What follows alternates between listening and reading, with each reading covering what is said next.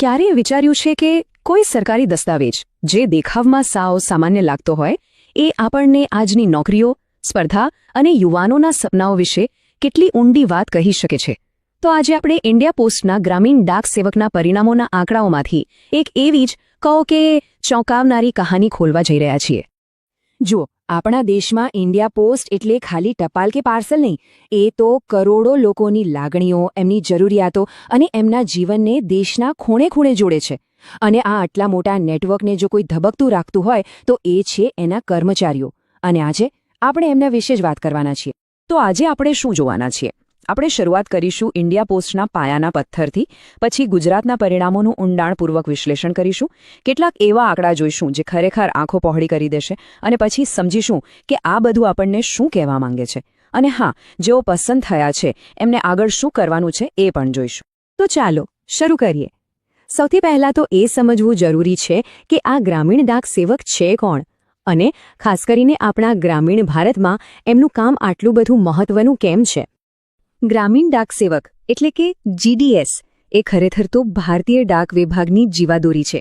જરા વિચારો, કોઈ દૂરના ગામડામાં રહેતા દાદા દાદીનું પેન્શન પહોંચાડવાનું હોય કે કોઈ વિદ્યાર્થીના જરૂરી ડોક્યુમેન્ટ્સ પહોંચાડવાના હોય, આ બધું જ કામ GDSને આભારી છે. એમના વગર આ શક્ય જ નથી. આ ભરતીમાં મુખ્યત્વે 3 પદ હોય છે. પહેલા છે બ્રાન્ચ પોસ્ટમાસ્ટર એટલે કે BPM, જે પોસ્ટ ઓફિસના કેપ્ટન જેવા છે. પછી આવે છે આસિસ્ટન્ટ બ્રાન્ચ પોસ્ટમાસ્ટર એટલે કે ABPM, જે તેમને મદદ કરે છે. અને ત્રીજા છે ડાક સેવક, જે ઘરે ઘરે જઈને ટપાલ પહોંચાડવાનું સૌથી મહત્વનું કામ કરે છે. ચાલો હવે સીધા એ દસ્તાવેજ પર આવીએ જેનું આપણે વિશ્લેષણ કરવાના છીએ. આ છે ગુજરાત સર્કલ માટે જાહેર થયેલી GDS ભરતીની સત્તાવાર શોર્ટલિસ્ટ.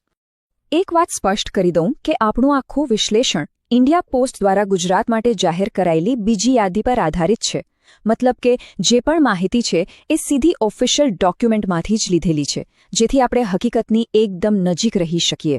આ લિસ્ટને સમજવું બહુ સહેલું છે. એમાં ઓફિસનું નામ, પોસ્ટનું નામ અને ઉમેદવાર કઈ કેટેગરીનો છે એ બધું લખેલું છે. પણ આપણું બધું ધ્યાન છેલ્લા કોલમ પર રહેશે, મેળવેલા ગુણની ટકાવારી. કેમ? કારણ કે આ નોકરીમાં સિલેક્શનનો આખો દારોમદાર આ ટકાવારી પર જ છે. લિસ્ટમાં કેટલાક ટૂંકા શબ્દો વપરાયા છે, તો ચાલો ફટાફટ એને સમજી લઈએ. UR એટલે અનરિઝર્વ્ડ, OBC એટલે અધર બેકવર્ડ ક્લાસ, SC/ST એટલે શેડ્યુલ્ડ કાસ્ટ/ટ્રાઇબ અને EWS એટલે ઇકોનોમિકલી વીકર સેક્શન. આ સમજવાથી આગળનું વિશ્લેષણ સહેલું થઈ જશે. અને હવે આવીએ આ વિશ્લેષણના સૌથી રોચક અને કદાચ સૌથી ચોંકાવનારા ભાગ પર.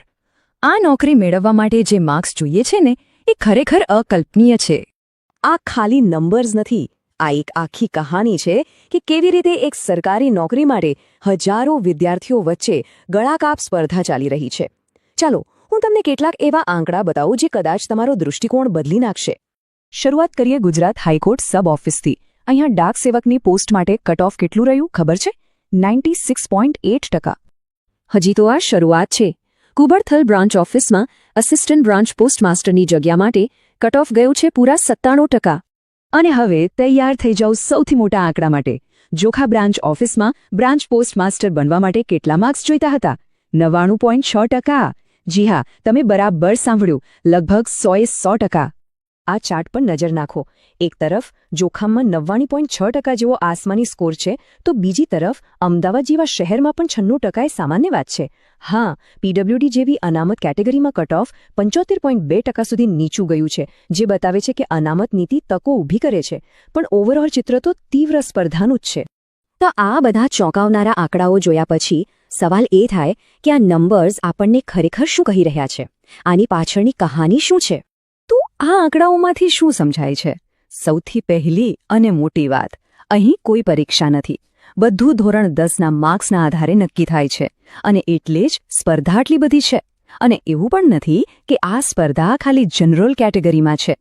અમદાવાદના શાસ્ત્રીનગરમાં ST કેટેગરીના ઉમેદવારને પણ 93.4% લાવવા પડ્યા છે. આ એક જ વાત બતાવે છે કે એક સ્થિર સરકારી નોકરી માટે લોકોમાં કેટલી જબરદસ્ત માંગ છે. ચાલો હવે એ લોકોની વાત કરીએ જેમના નામ આ લિસ્ટમાં આવી ગયા છે. એમને ખૂબ ખૂબ અભિનંદન. પણ હજી કામ પત્યું નથી. હવે પ્રક્રિયાનો છેલ્લો અને સૌથી મહત્વનો તબક્કો બાકી છે. જે લોકોનું નામ લિસ્ટમાં છે એમના માટે સૌથી અગત્યની વસ્તુ છે તારીખ. યાદ રાખજો, ઓફિશિયલ નોટિસ પ્રમાણે ડોક્યુમેન્ટ વેરિફિકેશન નિયત તારીખ પહેલાં જ પૂરું કરાવવાનું છે. આ તારીખ ભૂલવી ન જોઈએ. પ્રોસેસ એકદમ સિમ્પલ છે.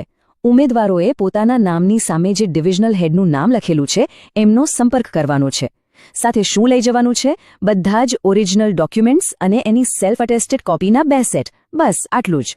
તો જોયું આપણે કેવી રીતે નામો અને નંબરોની એક સાદી દેખાતી યાદીમાંથી આજના યુવાનોના સપના, શિક્ષણનું દબાણ અને એક સુરક્ષિત ભવિષ્યની શોધ વિશે એક બહુ જ ઊંડી અને શક્તિશાળી વાર્તા સામે આવે છે. અને અંતે એક સવાલ જે વિચારવા જેવું છે.